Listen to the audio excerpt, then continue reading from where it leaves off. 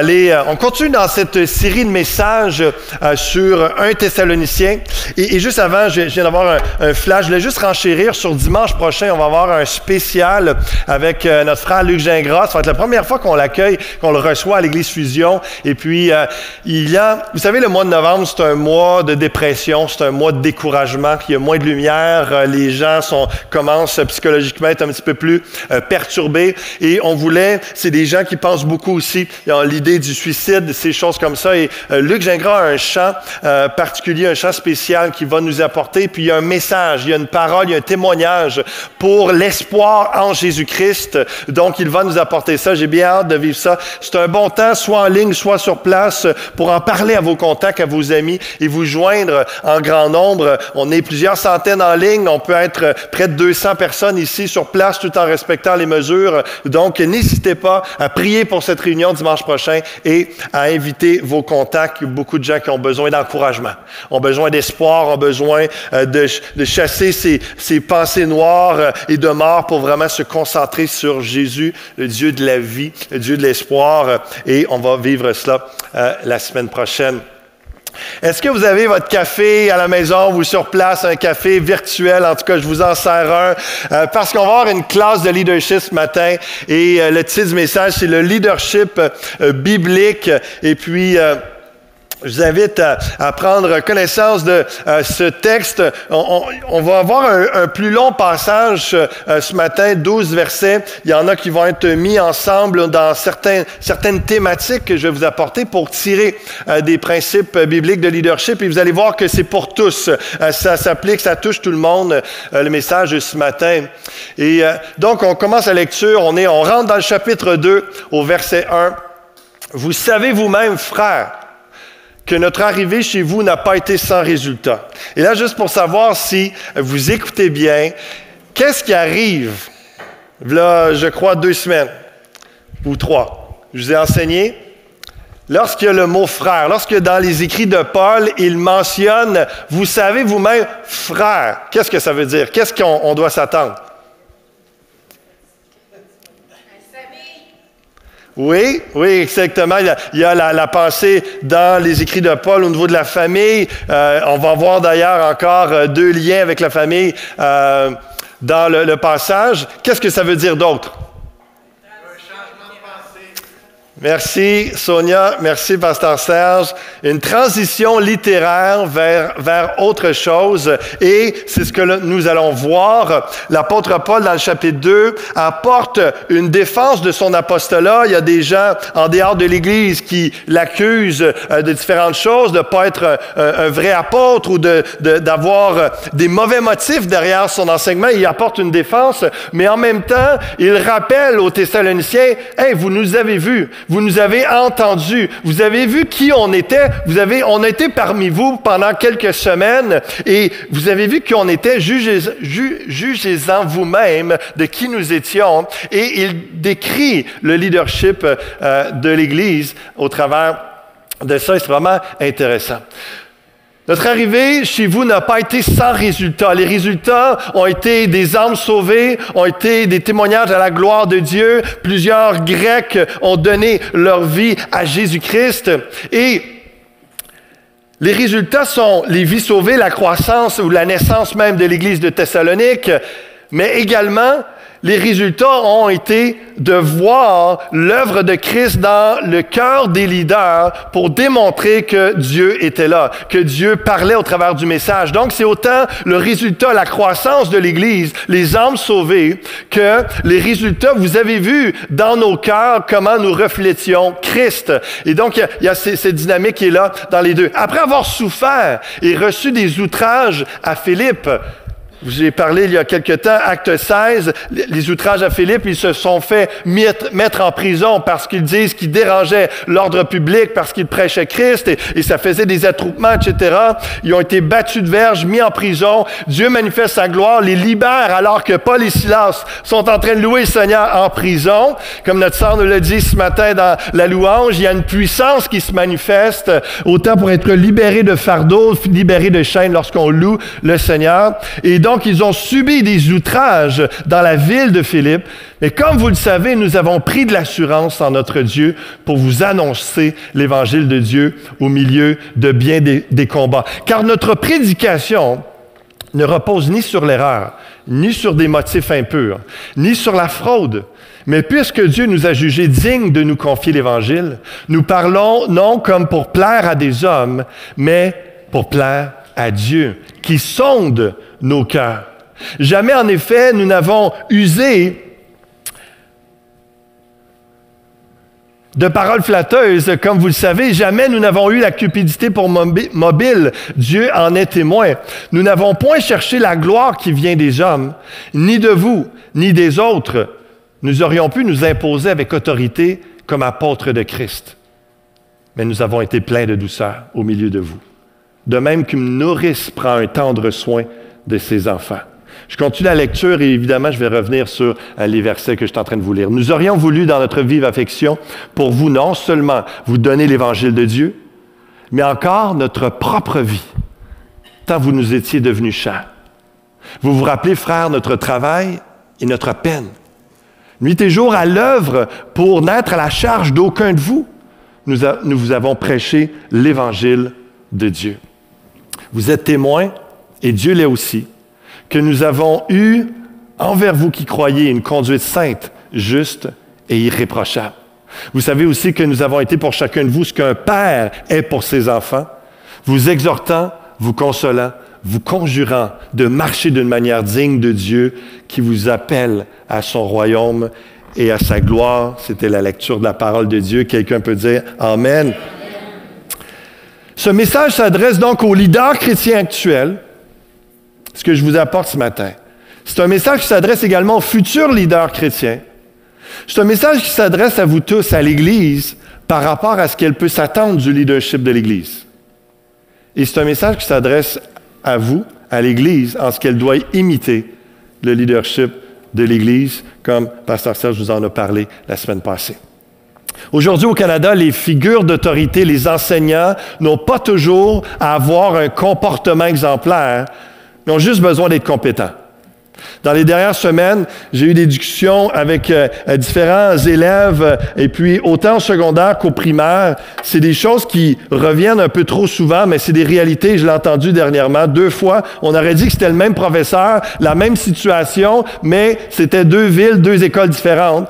Et finalement, c'était pas le même professeur. Mais j'entends parler de professeurs qui sacent en classe régulièrement et qui sont vulgaires et parfois vont fumer dans les pauses, les élèves les voient. Mais tout ça ne dérange pas parce qu'ils sont compétents. J'ai même entendu une histoire dernièrement que dans une classe, le professeur dit « Est-ce qu'il y en a ici qui savent comment que le monde a été créé? » Un petit gars de l'Église, tout content, il savait la réponse. Il lève la main, il dit, ben oui, c'est Dieu qui a créé, qui a parlé, et puis les choses. Et puis, le professeur s'est mis à se moquer de lui, à rire, à embarquer toute la classe, à se moquer de lui. Dans mes standards et dans les standards de la Bible, ce gars-là, il aurait été congédié. Parce que ça ne se fait pas d'atteindre l'estime d'un enfant, peu importe tes opinions, peu importe tes convictions. Mais dans le monde que l'on vit, même des politiciens, si c'est vraiment, vraiment grave contre la loi, là, ils peuvent être affectés, mais s'ils trichent leurs femmes, s'ils sont dans la pornographie, tant que c'est pas juvénile, des choses comme ça, ils vont continuer en poste. Mais je vous dis ces choses ce matin parce que les leaders chrétiens ne peuvent pas se permettre cela. Car ils enseignent la morale chrétienne et cette morale est directement reliée à la qualification d'un dirigeant chrétien. On s'attend que des pasteurs, que des leaders chrétiens, des leaders de différents ministères, des responsables soient compétents, qu'ils savent diriger, qu'ils sachent communiquer, qu'ils sachent faire leur travail. Ça, c'est certain, qu'il y a des compétences de leadership. Mais la Bible, et Paul, ce qu'il est en train de dire, c'est qu'il y a les compétences, mais il y a le caractère. Et tu ne peux pas séparer les deux. Il y a la morale chrétienne, ton cœur. Tu ne peux pas juste parler de quelque chose et faire l'inverse. Mais en politique, à l'école, etc., c'est admis, c'est accepté parce que la morale n'est pas égale à la compétence. 1 Corinthiens chapitre 9, avant de revenir à Thessaloniciens, l'apôtre Paul, justement, encore une fois, dans un contexte où il est en train de défendre son apostolat, il va dire, tous ceux qui combattent s'imposent toute espèce d'abstinence. Il fait le lien entre le combat pour la pureté dans nos vies versus quelqu'un qui fait de l'athlétisme ou qui est en sport et dans un combat. Tous ceux qui combattent s'imposent toute espèce d'abstinence. Ils le font pour obtenir une couronne corruptible. Mais nous faisons-le pour une couronne incorruptible. Moi donc, je cours, non pas comme à l'aventure. Je frappe, non pas comme battant l'air, pas en vain, pas en faisant rien, non. Je traite durement mon corps et je le tiens assujetti de peur d'être moi-même désapprouvé. Après quoi? Après avoir prêché aux autres. Vraiment, l'idée dans le leadership chrétien, c'est on fait pas juste, c'est tellement important. L'idée, la vie chrétienne en général, et c'est pour ça que lorsqu'on parle d'imiter le leadership, c'est pas juste d'avoir des belles paroles, un beau discours, mais que notre comportement est complètement à l'inverse. On est tous faillibles, on est tous appelés à la repentance, mais est-ce qu'il y a de l'hypocrisie? Est-ce qu'il y a un manque d'authenticité? Est-ce qu'il y a une dichotomie, une séparation entre la morale et le comportement? Ça doit être mêlé entre l'enseignement de la morale versus la réalité de la pratique de la vie tous les jours. Paul dit, en tant qu'apôtre, en tant que leader, moi, je vais être désapprouvé. Je vais être adokimos, en grec, désapprouvé, refusé à l'épreuve, non approuvé, qui n'a pas fait ses preuves, celui qui ne prouve pas ce qu'il devrait, celui qui est faux, réprouvé, disqualifié, si je ne mets pas en pratique ce que je vous prêche. Vous voyez le sérieux, la responsabilité d'un leader chrétien, d'un enseignant de la parole de Dieu dans une église. Les résultats dont parle Paul au verset 1 ne seraient pas possibles sur le long terme sans cette expérience de la morale chrétienne. C'est ce qu'il décrit et ce qu'on va voir dans les versets 3 à 12. Ça va de pair ensemble.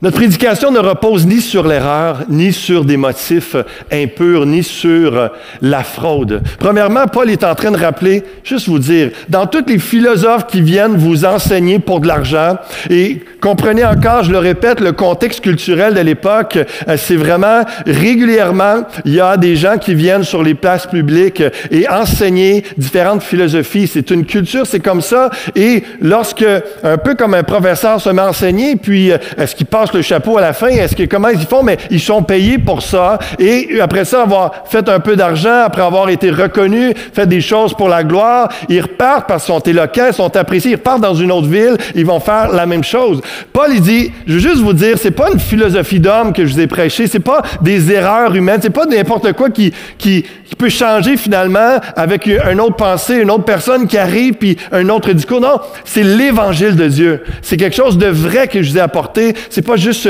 une pensée humaine. Ce ne sont pas des erreurs ou des idées hétérodoxes. Hétérodoxe veut dire hors de la dogme d'une religion, hors de la foi chrétienne dans notre contexte. Il dit, j'ai pas enseigné quelque chose juste comme moi, j'ai eu un rêve, j'ai pensé à quelque chose, puis, ça c'est quelque chose, wow, c'est savant, c'est bon, puis que ça n'a rien à voir avec Dieu. Non, il dit, ce que je vous ai parlé, c'était la parole de Dieu.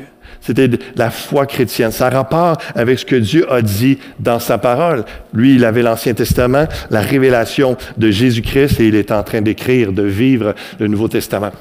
Sans motif impur comme la cupidité ou la gloire. C'était régulier que les gens venaient pour l'argent, les gens venaient pour la gloire, la reconnaissance. Wow! Les Socrates, les Platons de ce monde. Et wow, il parle bien, il est éloquent, c'est savant, c'est ingénieux, je comprends pas ce qu'il dit. Wow, il est tellement intelligent. Il y avait toute cette réalité-là. Puis, donc, les gens cherchaient à étaler leur savoir. Paul dit, nous, on n'avait pas de motif impur, on ne venait pas pour l'argent, on ne venait pas pour la gloire, on ne venait pas dans le but de vous arnaquer, on ne venait pas dans le but de vous tromper. Puis, quel charlatan supporterait toutes les souffrances qu'il a subies?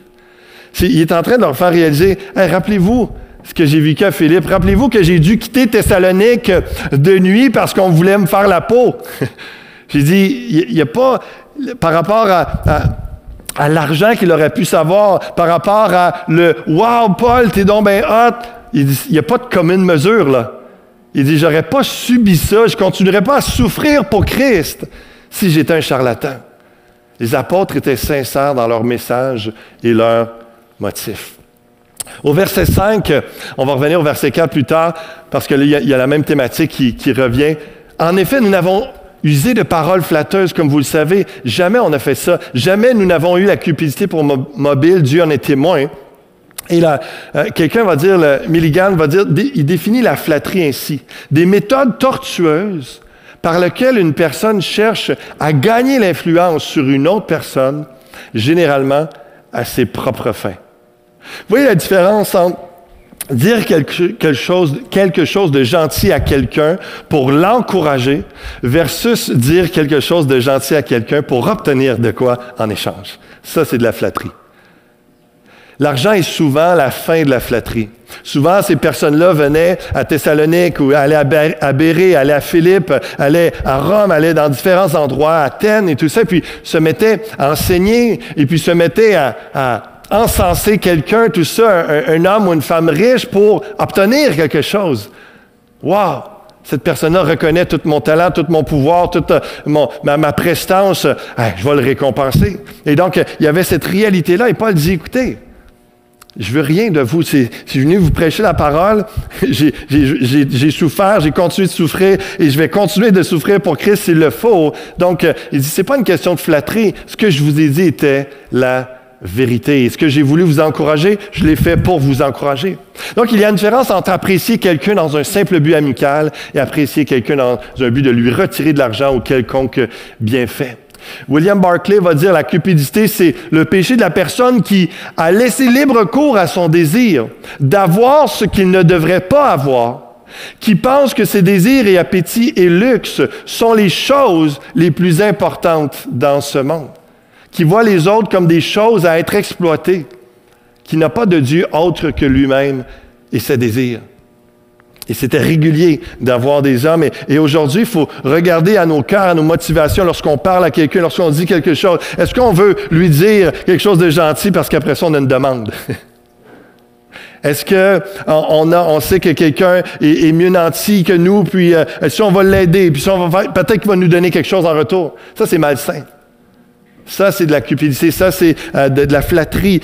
Tout ça. Et Paul dit, écoutez, c'est pas pour ça que je suis là, c'est venu pour vous prêcher la parole. Donc, le point numéro 1 dans un principe de leadership biblique, la vérité est essentielle. La sincérité est essentielle chez un leader chrétien. Vérité de cœur, vérité dans le discours et la pratique. Deuxième autre chose, on regarde un autre principe ce matin, on revient au verset 4 pour ça. Puisque Dieu nous a jugés dignes de nous confier l'Évangile, nous parlons non comme pour plaire à des hommes, mais pour plaire à Dieu qui sonde nos cœurs. Ça aussi, c'est intéressant. Combien de personnes, en poste d'autorité, comme un peu dans n'importe quel contexte, souvent les gens vont faire des choses, vont dire des choses pour plaire aux gens. Ils vont même des fois dire des choses qu'ils ne devraient pas dire ou faire des choses, accepter des choses simplement parce qu'ils savent que ça ne va pas faire de tollé, ça ne va pas faire de vagues et puis ça déplaît à Dieu, mais ça plaît aux hommes, puis j'essaie de passer vite à autre chose. Paul va dire, il y a eu un temps de test avant d'être approuvé par Dieu. Puisque Dieu nous a jugés dignes de nous confier l'Évangile. D'un côté, il y a cette pensée que Dieu nous a jugés dignes, c'est-à-dire qu'on a souffert pour lui, on a comme Christ, on a souffert, on a vécu des choses difficiles et on est encore là, croyant en Dieu et prêt à le servir. Et Dieu nous a jugés dignes, nous a éprouvés. Mais en même temps, on voit dans la sagesse, dans 1 Timothée 3 par exemple, et à d'autres endroits, Paul explique comment l'importance de ne pas mettre quelqu'un en leadership trop rapidement. Il faut qu'il soit éprouvé d'abord. Il ne faut pas qu'il soit trop un jeune converti, pas qu'il s'enorgueillisse. Et la pensée d'y aller par étapes, d'y aller par progression. Dieu nous teste et il nous approuve lui-même avant que quelqu'un dise « Ah oui, c'est bon, je te vois dans ce ministère-là, je te vois, c'est bon ce que tu fais. » Il y a une notion où Dieu nous examine, nous passe à l'examen. Ceux qui sont encore à l'école, la réalité, vous apprenez des choses et vous montrez si vous avez assimilé, si vous avez compris la matière, vous passez à l'examen.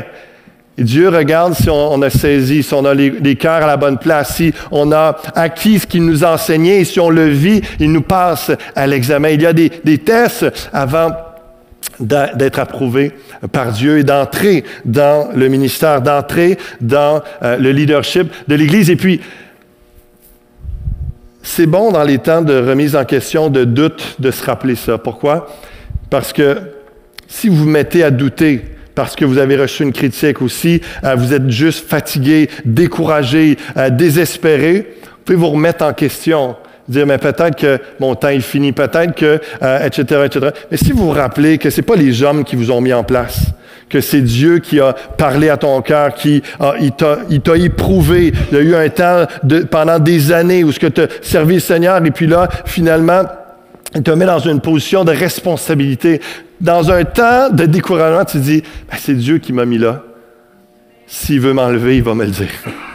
S'il veut m'enlever, il va me montrer si mon temps est fini, etc. Donc, il y a une réalité où notre sort est entre les mains de Dieu et non dans nos pensées, dans nos découragements, dans notre regard sur nous-mêmes ou même le regard des autres sur nous. C'est vraiment bon de se rappeler, c'est Dieu qui m'a mis en place là. Je suis redevable à lui. Il va me fortifier, m'encourager, va m'aider à passer à la prochaine étape. Puisque Dieu les a ordonnés dans la mission, ils doivent plaire à Dieu plutôt qu'aux hommes. Il faut toujours se rappeler, c'est Dieu qui nous a placés dans tel ministère, c'est Dieu qui nous a placés dans l'Église, c'est Dieu qui nous a donné certains dons et certaines responsabilités, une certaine autorité, certains leadership, et c'est Dieu qui nous a mis là. Donc, notre responsabilité, c'est de redevable à lui, de s'assurer, est-ce que je fais ce que Dieu veut que je fasse?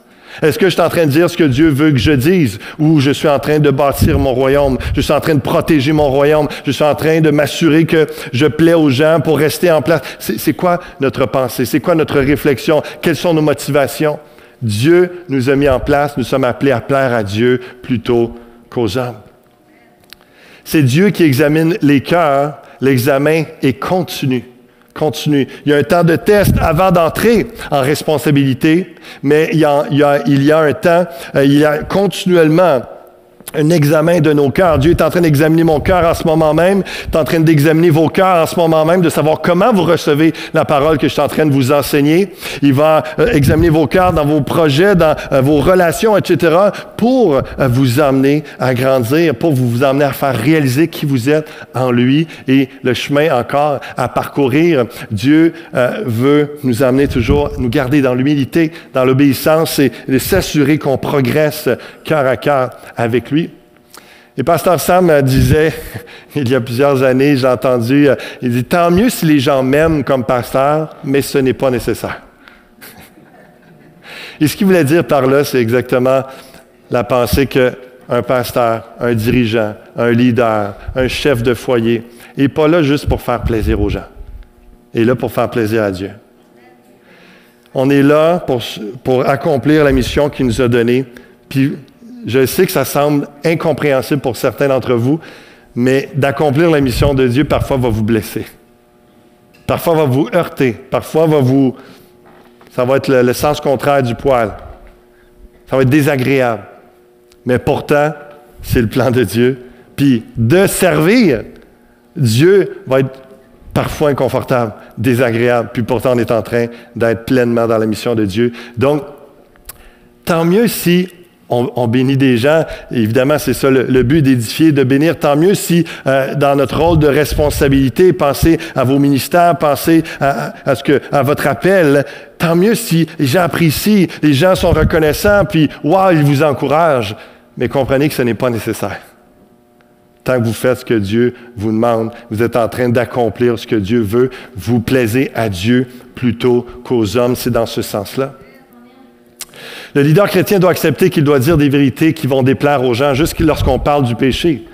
C'est sûr que ça déplaît à des gens. Lorsqu'on parle que le mensonge, l'escroquerie, ce sont des péchés. Lorsqu'on parle de la sexualité avant le mariage, c'est un péché. Lorsqu'on parle de l'homosexualité, c'est péché, ça déplaît à Dieu. Lorsqu'on parle que la Bible nous dit, vous êtes à l'Église, vous recevez des enseignements, servez, impliquez-vous, mettez-vous au service des autres, donnez dîmes et offrandes, etc. Ça déplaît à des gens qui veulent juste venir s'asseoir, être réconfortés, encouragés, et puis ne pas avoir la pensée de l'autre, mais de se faire dire ça. Faut que je serve, d'avoir un sentiment d'inconfort, même culpabilité parfois, mais des fois, Dieu nous brasse. C'est inconfortable. Quand on est un prédicateur, on dit des vérités qui déplaient, c'est pas toujours agréable, c'est notre réalité. Mais dans le but de ça, c'est pas pour décourager, c'est d'encourager à faire la volonté de Dieu. À faire la volonté de Dieu. L'Église a des attentes souvent irréalistes et non bibliques envers les leaders. Saviez-vous ça? Il y a une étude qui a été faite il y a plusieurs années aux États-Unis, puis probablement au Canada aussi.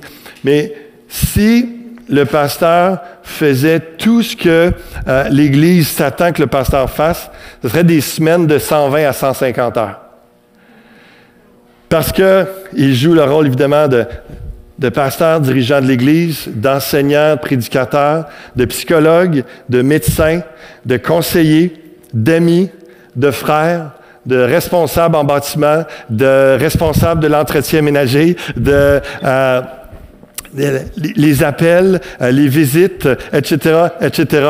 Lorsqu'on additionne juste réalistement les demandes, les choses que la Bible ne dit pas nécessairement que le pasteur doit faire ça, mais dans la tête d'une brebis, dans la tête d'une personne à l'Église, ben il est pasteur, ça veut dire qu'il faut qu'il fasse ça.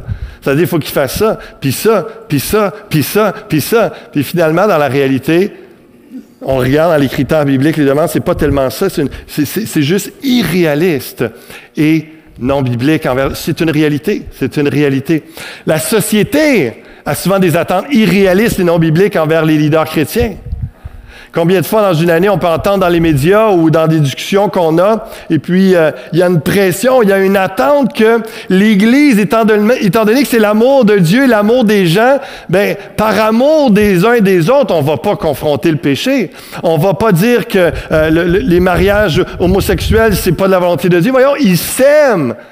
Ils s'attendent que les pasteurs, on vienne up-to-date 2020, contrecarrer la Bible, mais juste pour dire, il faut que tu t'adaptes à la culture. Il y a une attente de la société, du Québec particulièrement, à redéfinir le code moral, à redéfinir aussi la vision sur la science, la création, etc. Mais comprenez-vous que si on s'adapte tellement à cette culture-là et qu'on laisse de côté la Bible, on n'a plus de raison d'être. On n'a plus de raison d'être parce que notre but n'est pas juste d'emmener un bon vivre ensemble. N'est pas juste que tout le monde se sente bien et que tout le monde continue à faire n'importe quoi qu'ils veulent faire tant que ça leur plaît. La société peut faire ça. Elle est libre. Elle est redevable à Dieu. Elle va avoir une conséquence par rapport à ça. Mais notre responsabilité à nous, c'est d'enseigner la Bible, la morale chrétienne et de l'appliquer. C'est sûr qu'on va déplaire à des gens. C'est sûr que c'est un non-sens pour bien des personnes, mais pourtant, c'est la responsabilité du chrétien. Le leader chrétien doit plaire à Dieu plutôt qu'aux hommes. On continue les versets 6 à 8. « Nous n'avons point cherché la gloire qui vient des hommes, ni de vous, ni des autres. Nous aurions pu nous imposer avec autorité comme apôtres de Christ. Mais nous avons été pleins de douceur.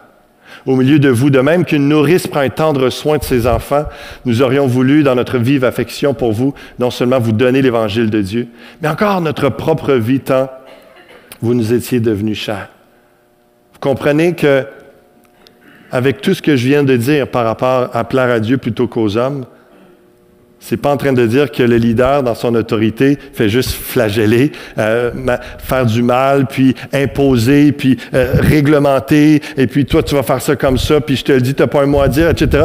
Non, Paul est en train de dire que c'est sûr qu'on va dire des choses qui vont choquer, qui vont déplaire, puis il faut juste s'assurer qu'on plaît à Dieu et non aux hommes.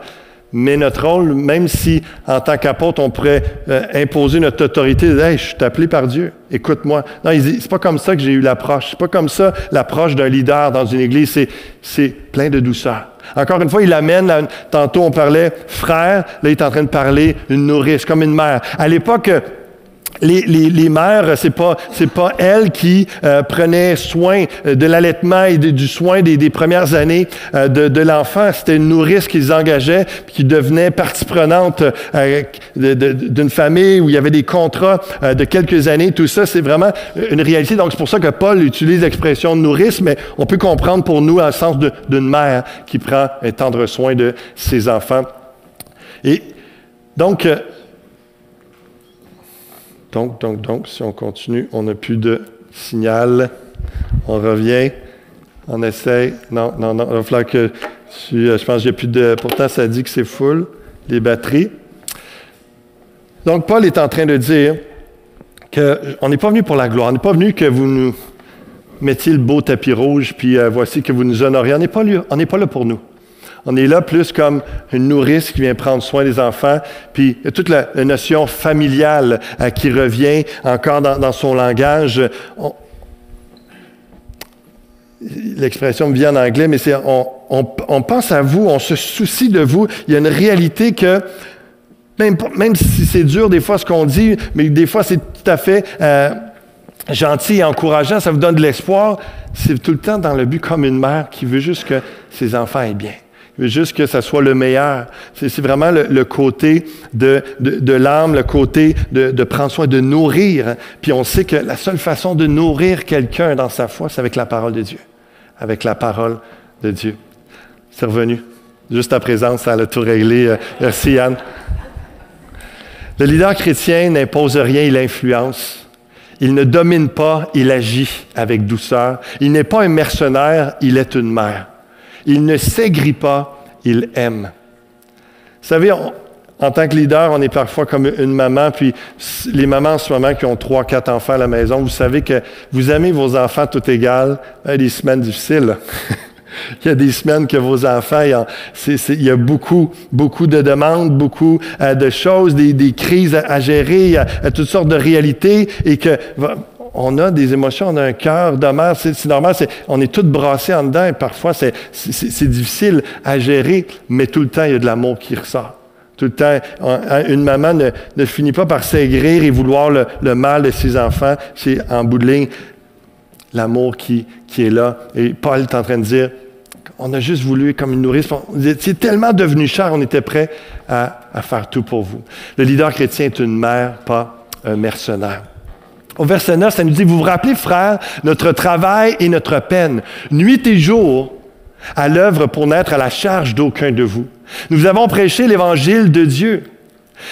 Paul parle de travailler fort, d'être prêt à tout pour prêcher l'Évangile de Dieu, de ne pas être un fardeau financier. L'Église était naissante, elle n'était pas encore constituée, c'était une implantation d'Église. Serge, moi, Raymond, on pourrait vous parler de l'implantation d'Église, les sacrifices à faire et les moments où on a commencé dans le ministère, où on travaillait bénévolement à l'Église, comme l'apôtre Paul le fait, et puis au moment donné, on avait une job sur un côté, et puis l'Église, et puis une partie de salaire sur les deux côtés, puis au moment donné, quand l'Église devient assez autonome, assez mature. Et Paul, il y a un langage de nourrice avec un tendre soin parce que c'est une jeune église. C'est comme un bébé spirituel qui est en train de faire grandir. Et puis lorsqu'elle devient adolescente, un peu plus autonome financièrement, il y a ce passage où il y a un leader qui peut être soutenu à temps plein pour servir le Seigneur, parce qu'on voit dans Acte 18, lorsque Silas et Timothée sont venus rejoindre à Corinthe un peu plus tard après l'histoire de Thessalonique, on voit que Paul arrête de faire des tentes. Il avait un métier de faiseur de tentes pour se consacrer pleinement à la prédication de la parole de Dieu. Donc, mais comprenez que Paul, ce qu'il est en train de dire, c'est que vous voulez être un leader dans l'Église, et je parle aux futurs leaders parce que les leaders présents le savent très bien. Vous êtes un leader à l'Église, mais attendez-vous à travailler plus, pas moins.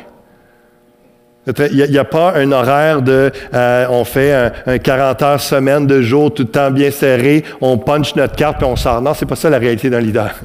D'un leader chrétien dans l'Église, on essaie de prendre notre journée le lundi de congé pour la plupart, mais c'est du mardi au dimanche, il peut y avoir des appels n'importe quand. On travaille fort et on essaie de tout faire pour pas qu'il y ait un fardeau sur l'Église. Pourquoi? Pour prêcher la parole de Dieu, pour que la parole, c'est toujours ça qui est suprême, c'est pas notre confort, c'est pas notre réalité, c'est vraiment, puis en passant, on est bénis les leaders ici à l'Église, mais on travaille fort, puis on va continuer de travailler fort parce que ça fait partie de l'ADN d'un leader spirituel. Ça fait partie de l'ADN de ce que Paul vivait, de ce qu'il a communiqué aux églises, aux autres anciens et leaders dans chaque église, chaque ville. T'es appelé à travailler fort pour Dieu, d'être prêt à tout pour que le plus possible la parole soit prêchée, le plus régulièrement possible. Et c'est de trouver l'équilibre entre travailler plus pour enlever les barrières pour l'œuvre de Dieu et en même temps, ou s'il y a un temps, comme j'ai expliqué avec Corinthe, où Paul était limité parce qu'il travaillait à côté, et puis à un moment donné, il y a un épuisement, tout ça, il y a une réalité, mais là, lorsqu'il y a un soutien, il a pu délaisser le travail pour se consacrer davantage à la parole. Donc, dans les jeunes églises, c'est de trouver, ou dans les ministères débutants, c'est de trouver l'équilibre. Tranquillement, il y a une progression qui se fait, où à un moment donné, l'ouvrier peut être à temps plein et salarié par son ministère, par l'Église, parce qu'il y a eu une progression, il a travaillé fort, il a fait des sacrifices, il a attendu le bon moment, il y a une croissance, et puis, comme on le voit dans bien des églises que l'apôtre Paul a implantées, le leader chrétien travaille plus que moins pour prêcher l'Évangile. On arrive à la fin du message.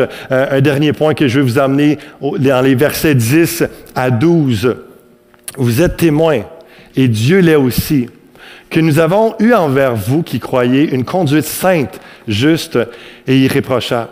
Vous savez aussi que nous avons été pour chacun de vous ce qu'un père est pour ses enfants, vous exhortant, vous consolant, vous conjurant de marcher d'une manière digne de Dieu qui vous appelle à son royaume et à sa gloire. Vous voyez le verset 12 qui se tourne après avoir décrit tout le leadership biblique. Il parle à l'Église, il dit, vous êtes censés imiter le leadership, le leader sert à ce que l'Église marche digne de la manière de Dieu. Et donc, c'est cette réalité-là où tout ce que je viens de vous parler, ça vous concerne, comme ça concerne tous les dirigeants d'Église. Vous voyez, je ne sais pas si vous avez remarqué dans la lecture, Paul va souvent dire vous êtes témoins, vous, et Dieu l'est aussi. Et on ne peut pas enlever l'idée dans la pensée juive de cette réalité du Deutéronome qu'il n'y a aucune déclaration qui va être reçue sans qu'il y ait 2 ou 3 témoins. Vous savez, ça revient aussi dans les évangiles, ça revient. Et l'idée de 2 ou 3 témoins, c'est là, ça vient certifier ce qui est dit. S'il y a une accusation contre un leader, tu ne peux pas juste prendre le témoignage d'une personne, tu dois avoir 2 ou 3 témoins. Si tu veux affirmer quelque chose, mettre un sceau, tu vas avoir une entente, un contrat, ça prend 2 ou 3 témoins. Il y a toujours cette réalité-là pour rendre ça officiel. Et Paul est en train de dire, vous avez vu notre comportement, vous nous avez vu agir, comment est-ce que nous avons eu, si on reprend l'expression, vous êtes témoins, et Dieu l'est aussi, que nous avons eu envers vous qui croyez une conduite sainte, juste et irréprochable. Un modèle de sainteté. Vous l'avez vu et Dieu en est témoin. Il prend l'Église de Thessalonique comme un témoin, Dieu comme un deuxième témoin. Puis regardez, c'est officiel. Vous avez vu que nous avons agi sans reproche légal. Les accusations de Philippe et de d'autres personnes comme quoi qu'on met du trouble et qu'on enseigne des choses qui sont contraires à la loi. Ils disent non, c'est pas vrai. On a été sans reproche légal parmi vous. Et on a rempli fidèlement notre mission. On a marché d'une manière juste, on a marché dans la sainteté et on a accompli la justice de Dieu. On a accompli notre mission, ce que Dieu nous a demandé. Témoins dans leur modèle de sainteté, témoins de leur rôle de père. Et je termine avec ça ce matin. Après l'image de la nourrice qui prend soin, il amène l'image d'un père qui éduque en public comme en privé. Il y a cette réalité où ce qu'on voit plus la mère qui prend soin du cœur de l'enfant et de s'assurer qu'il va bien, que tout ça. Et puis l'image du père plus qui éduque et qui s'assure que le comportement soit digne de la famille, soit digne, dans le cas présent, de l'Église, digne de Dieu lui-même. Et donc, il a été comme une mère. Le leadership biblique, c'est comme une mère qui prend soin des enfants. On s'inquiète, on se soucie les uns des autres, on y va avec affection, avec douceur, et on y va plus que possible dans ce sens-là, mais aussi comme un père qui éduque, qui parle des vraies choses, qui parle du quotidien, de la pratique, du comportement, s'assurer qu'on marche et que l'Église marche pour Dieu. Et je faisais le parallèle parce que pour des millions et des millions de gens, YouTube est rendu comme le père qui enseigne comment, le how-to, là, c'est comment tu cherches comment changer des freins sur une auto, tu cliques ça, tu veux savoir comment régler un problème avec ton ordinateur, tu cliques ça sur YouTube, soit le how-to en anglais ou comment faire, il y a plein, puis là, il y a des millions de vues d'une vidéo qui dure 8 minutes, qui dure 13 minutes. Il y a quelques années, j'avais jamais changé mes chocks sur mon camion, puis là, je voulais partir le lundi en voyage, puis là, je voulais apprendre à faire ça, j'avais les pièces, je vais le faire moi-même. Puis j'ai regardé, en 13 minutes, j'avais la vidéo explicative de ce qui prenait, 6 heures à faire, là, mais en réalité, mais c'est que dans un certain contexte, ou certaines réalités, où une époque, tu avais le papa qui montrait comment faire les travaux manuels et tout ça. Puis, il y a encore ça aujourd'hui. Mais aujourd'hui, YouTube joue beaucoup ce rôle-là. Si tu veux apprendre quelque chose, tu veux savoir comment faire, que tu aies un père qui te le montre ou pas, tu tapes ça sur YouTube, puis ça devient ton papa qui t'enseigne comment faire de quoi de très pratique, manuel. Tu veux faire des joints, de la peinture, n'importe quoi. Tout est là sur YouTube. Mais ça ne t'enseigne pas la morale chrétienne. Et Paul ramène toujours que, oui, évidemment, il y a des enseignements de la parole sur YouTube, on peut faire le parallèle, mais moi, je vous amène juste sur le côté très pratique d'un père qui enseigne les choses manuelles, les choses importantes, et pour réussir à bien vivre tout ça dans la vie, puis juste accomplir des projets de belle façon, faire tes rénaux, etc. Ça, c'est précieux. Mais le rôle d'un père, autant vous qui êtes père à la maison, qu'en tant que leader spirituel, leader chrétien, notre rôle de père, c'est de s'assurer, est-ce que mon enfant, est-ce que l'Église marche dignement selon Dieu? Est-ce que... Donc, c'est vraiment un souci. Puis, vous allez voir les 3 verbes qui sont là. Il y a 3 formes d'encouragement à marcher dignement pour Dieu. Paul va dire qu'on a été là en train de vous exhorter, en train de vous persuader, et en train d'insister pour que vous viviez selon une morale chrétienne. Vivre de manière digne de Dieu était dans les pensées de l'apôtre et les enseignements fondamentaux. Les Thessaloniciens savaient ce à quoi Dieu s'attendait d'eux. Et vraiment, je vais vous encourager en tant que leader, je vais vous encourager en tant que papa, en tant que parent, en tant que responsable de quelconque ministère, des gens. On est appelé à avoir un cœur de mère, mais avoir un cœur de père aussi, puis s'assurer qu'on avertit, avec le cœur de mère. Mais on dit les choses comme un père le ferait, avec le courage, avec où c'est un peu plus l'ordre, la discipline. Souvent, c'est un peu généralisé, mais quand même, l'idée est là. On voit dans la pensée de Paul. De parler des vraies choses, de s'assurer que votre enfant, de s'assurer que quelqu'un dans votre Église soit averti, soit encouragé à la sainteté. Combien de fois dans les jeunes, Pasteur Roxan et ses leaders doivent rappeler l'importance des fréquentations chrétiennes, de vivre de sexualité avant le mariage et tout ça. C'est un gros défi pour les jeunes, mais c'est une réalité. Et de venir et comme papa à la maison, d'avoir ce genre de discours-là. C'est nous qui sommes responsables de cette réalité-là, de l'éducation chrétienne, pas juste nos responsables, nos bénévoles ici à l'Église. Donc, cette pensée-là, en tant qu'Église, oui, en tant que foyer aussi, un parallèle à faire, exhorter, persuader, insister pour une morale chrétienne. Et on va revenir au chapitre 4 sur la sanctification, c'est un chapitre important sur ça. Donc, le dernier point que je vous amène ce matin, le leader chrétien est un père qui fait tout pour que les chrétiens marchent dignement pour Dieu. S'assurer que l'Église marche dans la vérité, dans son langage par rapport au gouvernement, dans son comportement, dans ses rapports d'impôts, dans son travail, dans son éthique de travail, dans tout ça. Est-ce que l'Église marche dignement pour Dieu? C'est notre souci et c'est dans nos enseignements, tout va dans ce but-là de glorifier Dieu, de faire plaisir à Dieu en enseignant la vérité qui libère, qui sauve, qui édifie et qui emmène les chrétiens à marcher dignement pour Dieu. En résumé, le leadership biblique, c'est la vérité est essentielle, la sincérité est essentielle chez un leader chrétien. Le leader chrétien doit plaire à Dieu plutôt qu'aux hommes. Le leader chrétien est une mère, pas un mercenaire. Le leader chrétien travaille plus que moins pour prêcher l'Évangile. Le leader chrétien est un père qui fait tout pour que les chrétiens marchent dignement pour Dieu. Et j'aimerais terminer en prière. Et puis, la fin du verset 12 nous parle que on marche dignement pour Dieu parce que Dieu nous appelle à sa gloire et à son royaume. Les standards ne sont pas nos standards, ce n'est pas nous qui les définissons, ce ne sont pas non plus les standards de la société, de la province de Québec, c'est pas eux qui définissent nos standards, c'est la parole de Dieu. C'est Dieu qui définit nos standards et c'est dans ce sens-là où ils sont plus élevés les standards. Sont à la gloire de Dieu, sont selon le royaume de Dieu. Marchons selon les standards de Dieu. Peut-être ce matin, on a besoin de repentance, on a besoin, ça veut dire de se détourner d'un mauvais comportement. Peut-être quelqu'un ce matin, un leader comme un membre de l'Église, réalise que dans tel aspect, c'est clair, je ne marche pas dignement, je ne marche pas selon la volonté de Dieu, selon les standards du royaume de Dieu. Demandez pardon à Dieu ce matin. Je vous rappelle que pour que le royaume soit possible, je vais le dire de cette façon-là, pour qu'on puisse entrer dans le royaume, on a dû reconnaître Christ comme le roi. On a dû comprendre que Jésus-Christ a payé de sa vie pour le pardon de nos péchés. Son sang qui a été versé il nous purifie.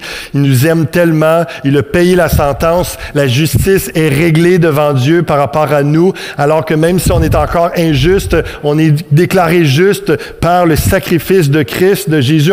Donc ça, c'est déjà réglé parce que Dieu savait qu'on ne serait pas capable par nous-mêmes de rencontrer les standards du royaume.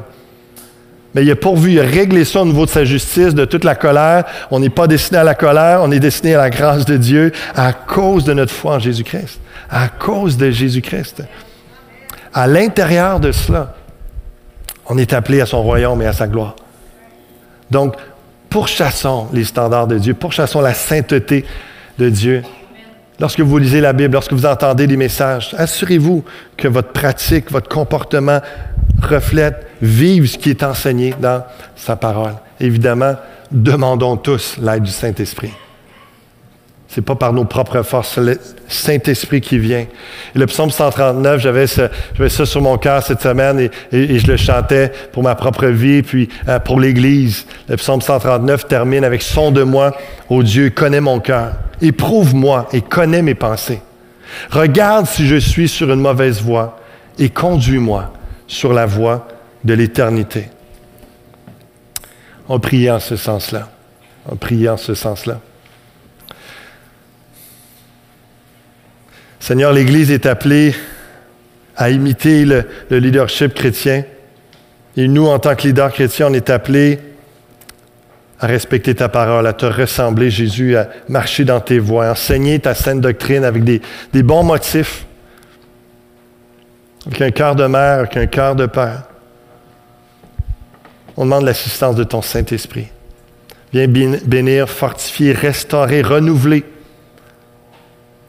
tout leader, tout responsable de ministère, tous ceux qui ont position d'autorité dans l'Église, Seigneur Dieu, viens les bénir, les encourager et amène-nous tous à marcher selon tes standards. Avec ton cœur, aide-nous, Seigneur Dieu. On a besoin d'être upgradés par ton Esprit, Seigneur. On a besoin d'être transformés, que tu agisses en nous. Parce que l'Église, ton Église, mérite d'avoir un leadership qui est intègre, qui est pur.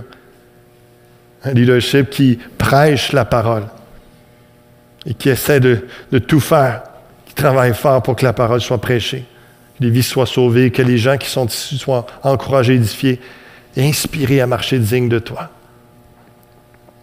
Je te prie, Seigneur, pour justement cette Église si précieuse pour toi, que tu aimes, que tu as voulu, que tu as créée, Seigneur. Sanctifie-la. Fais-lui du bien. Encourage-la. Donne-lui une crainte de ton nom, Seigneur Dieu, afin que l'Église puisse imiter les hommes et les femmes de Dieu dans la foi. Mette en pratique ta parole. Vive pour toi sincèrement. Que personne, Seigneur, ne sorte de cette réunion sans réellement avoir eu un moment où se laisse convaincre par ta parole, par ton esprit qui amène un changement de comportement. Ou simplement à recevoir cette dose du Saint-Esprit, cette œuvre que tu veux faire pour nous emmener davantage à te ressembler, pour nous aider à persévérer, à continuer dans la sainteté et dans le rôle que tu nous appelles à avoir et dans cette mission que tu nous donnes, Seigneur Dieu. Nous voulons, ô Dieu, te craindre toi et te plaire toi plutôt que les hommes. Aide ceux ici, en ce lieu, et ceux qui m'entendent, Seigneur Dieu, par l'Internet, aide-les à ne pas craindre les hommes, à ne pas être un Saül qui fait des choses pour les gens, mais être un David qui a un cœur entier pour toi, qui fait les choses pour te plaire, toi en premier. Aide-nous, Seigneur, à ne pas avoir la crainte des hommes, à avoir la crainte de ton nom, et d'accomplir notre mission parce que, de toute façon, nous te sommes redevables à toi. Ce matin, comme dans les prochains jours, Seigneur, sonde nos cœurs. Par toutes sortes de circonstances, tu vas révéler nos cœurs. Tu les examines. Seigneur, notre prière, c'est purifie-nous. Notre prière, c'est aide-nous à continuer à avancer, à être dans le chemin de l'éternité, ce chemin de bénédiction, d'obéissance, ce chemin qui est en Jésus-Christ. À ta ressemblance, Seigneur. Merci de ce que tu vas faire. Et lève des hommes et des femmes qui vont te servir, Seigneur, dans les prochaines années. Lève et forme de nouveaux pasteurs, de nouveaux enseignants, de nouveaux prédicateurs. Lève des hommes et des femmes qui vont servir auprès des enfants, qui vont servir auprès de la jeunesse. Lève des hommes et des femmes qui vont servir auprès des jeunes adultes, qui vont servir auprès des démunis, qui vont servir auprès des personnes plus âgées, qui vont servir, Seigneur, auprès particulièrement des incroyants, des gens qui ont besoin d'être formés, préparés pour l'évangélisation. Lève en ce lieu, Seigneur, j'appelle en ton nom, Jésus-Christ, ces gens que tu as prévus et que tu pourvoiras au temps opportun, qui va permettre la continuité de cette Église et la croissance de cette Église pour ta gloire. Lève ces hommes et ces femmes au nom de Jésus-Christ. Appelle-les par ton Saint-Esprit. Équipe-les, dispose leur cœur à te servir. Et que cette Église soit prête à soumettre à ce leadership, que cette Église soit prête à avancer dans tes voies, dans l'obéissance et dans la foi, suivant ta nuée, Seigneur. C'est donc que tu vas inspirer au leadership. Merci pour les années passées. Merci ce qui est devant nous. On se confie en toi, Dieu. Dieu de gloire et Dieu de sainteté. À toi toute louange, Seigneur. Merci, merci. Amen. Amen, amen. Que Dieu vous bénisse abondamment. Soyez bénis, à bientôt.